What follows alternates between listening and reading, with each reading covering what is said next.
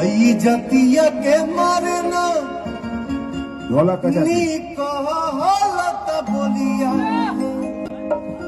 रोका रोका डोलिया। जो मेरा एक भाई छोटा गाना गाया है, खूब मस्त रहो, खूब आगे ढोलक का दाहिना बढ़ाइए। जितना आगे बढ़ोगे हम तो खुशी होगा। कौन गनवा रे डोलिया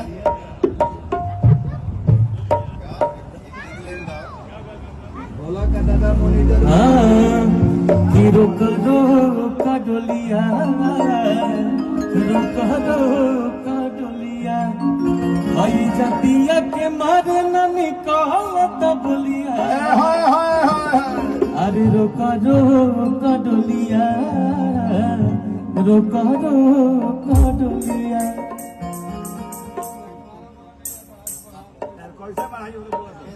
कैसे है